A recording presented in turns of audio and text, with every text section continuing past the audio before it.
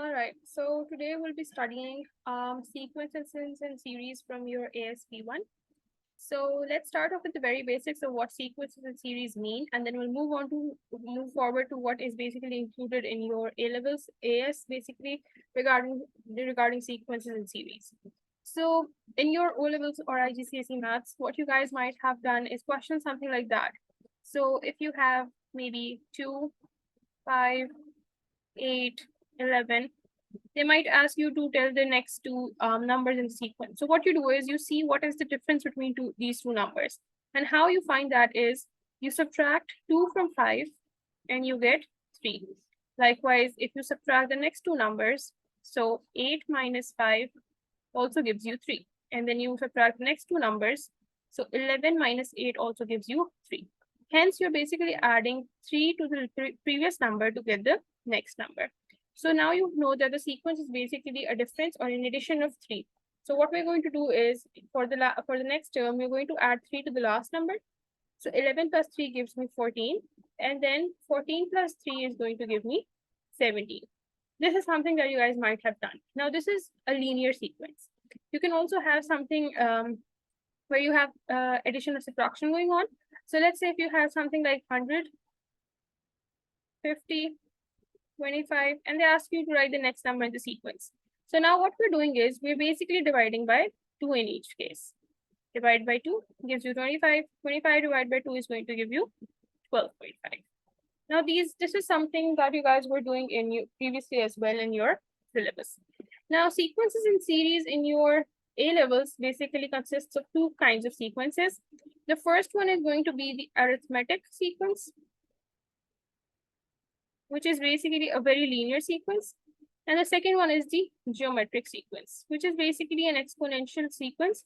So we're going to talk about powers in this one. So these are the two sequences we're going to talk about next. Now, the first sequence, which is basically the arithmetic progression, also called the arithmetic sequence, is basically the difference between the consecutive terms, which is basically constant in this case. Now, before this, I just told you get this same example in which you were adding 3 to each number to get the next number. So this 3, because it's a common difference between them, is called D, which is basically equal to 3 in this case. Now, this D basically is different for each sequence that we're going to talk about. For example, in this one, you have D as minus 1.5. So D in this case is minus 1.5 because we're subtracting 1.5 to get the next number. So basically, this is your D. Now, when you're talking about arithmetic progression, there are a few terms that we need to know. The first one is A, which is basically the first term that's always called your term A. In this sequence, your A is going to be 2. In this sequence is going to be 2 as well. So the first term is always A. Then you have D, which is basically the common difference between all the terms. And D in your arithmetic sequence is calculated by A2 minus A1. So the next term divided by the first term. For example, in this case, you have A1 as 2 and A2 as 5. So how are you going to, not divided by, going to be subtracted. So A2 minus A1 is going to give you 5 minus 2, that is 3. That gives you the common difference. The common difference can also be calculated by maybe A4 minus A3. Any next term minus the first term or the term before it is going to give you that. So A4 in this case is 11 minus A3 is 8. Again, you get 3. So the first thing that you need to know is what A is. The next thing you need to know what D is. The third thing you need to know is what N is. N is basically the number of terms we're talking about. We're going to look into this later when we're going to look at the arithmetic formula. And then you have the last one, which is AN, which is basically any number of terms. So any term in the formula, when you substitute N, gives you the term formula. Now, looking at the term formula, the arithmetic sequence formula that you're going to find out, that you're going to use to find out different answers to different kinds of questions is basically this. You can write it as UN or AN. So we basically write it as AN is equals to A, which is the first term, plus D, which is the common difference, multiplied with N minus 1. This is the formula that you're going to be using for each arithmetic sequence. For example, let's find this formula for the first sequence that we did. So for 2, 5, 8, 11,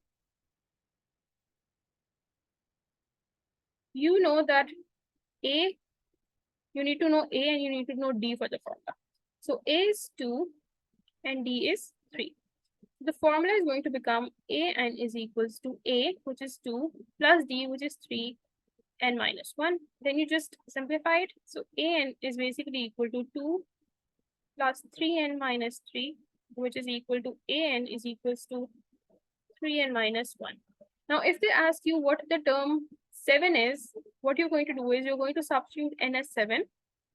So 3 times of 7 minus 1, that is 21 minus 1, that gives you 20. So the seventh term of this formula is going to be, or for this sequence is going to be 20. So this is basically how you're going to use the sequence further. So an important thing that we've derived from here is the term formula. So AN is equals to A plus DN minus 1 for arithmetic sequence. Let's look at an example now.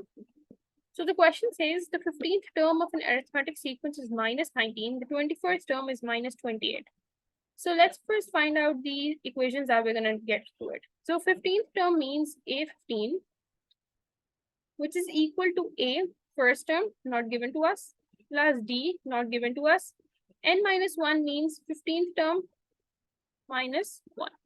A15 is basically equal to minus 19. So minus 19 is equals to A plus 15D, sorry, A plus 14D, because 15 minus 1 is 14. So A plus 14D, this is the first equation that we've derived. Now from the second one, the 21st term is minus 28. So A21 is equals to A plus D, n minus 1 is 21 minus 1. So A21 is basically minus 28. So minus 28 is equals to A plus 20D. This is your second equation. Now what you do is you solve both of these equations simultaneously, and you're going to get the value of D as minus 1.5, and for A you're going to get 2. So basically you can see that using the same formula we derived two equations, and we just solved them to find out the answers to both the basically find the answers to both A and for D.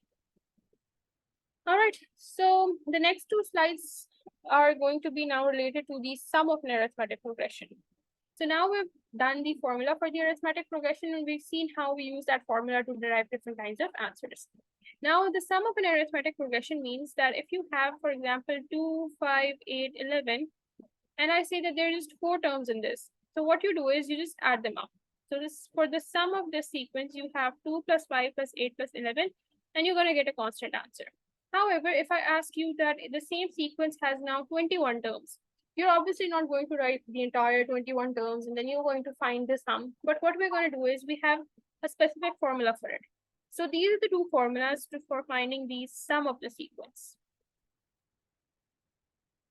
So the sum of sequence is basically n divided by 2, 2a plus n minus 1d, or Sn is equal to n divided by 2a plus L. Now L here is basically the last term. So if in a sequence the last term is given, then you can use this formula. Otherwise, you're going to be using this formula.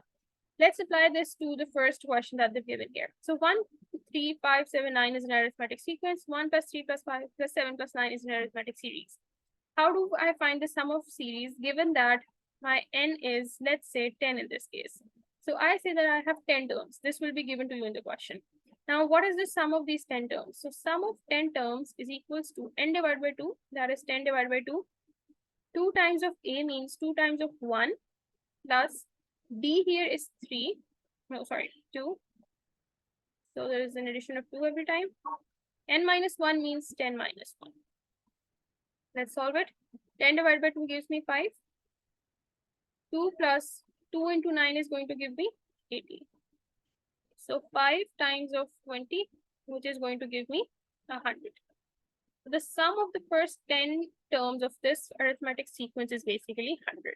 So using this formula, you can basically find out the sum of any arithmetic series. Likewise, if you've been given the last term in any case, then you can use this. Okay. Now, the next two slides are basically about how you derive the formula for the sum of an arithmetic progression. We're not going to get into this because the derivation is not included in your syllabus.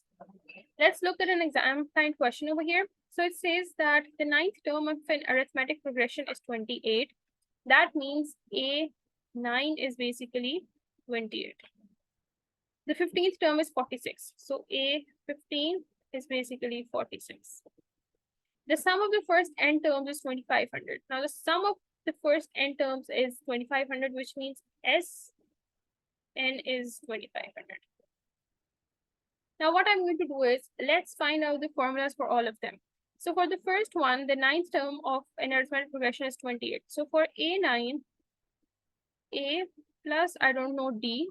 So n minus 1 is 9 minus 1. So A9 is basically equal to 28. 28 is equals to A plus 8D. I got my first equation. For the second one, I have A15 is equals to A plus D, 15 minus 1. That is A15, that's 46, is equals to A plus 14B. This is my second equation. Solving both of these equations simultaneously is going to give you a value for A and for D. So A I'm going to get as 4, D I'm going to get as 3. Now you need to show that this is basically the equation.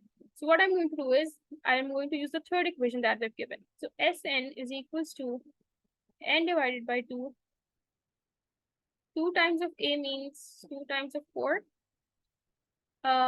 Multiply plus D, which is 3, n minus 1 is going to remain n minus 1. Now all of this is equal to 2500. So 2500 equals to n divided by 2. This is going to be 8 minus 3, that's 5. So 5 plus 3n. Now you take 2 on the other side and you just make this equation a linear equation. Multiply 2 on this side, then multiply n with the bracket inside, and then you're finally going to reach to this equation, that is 3n squared plus 5n minus 3000 is equals to 0, minus 5000.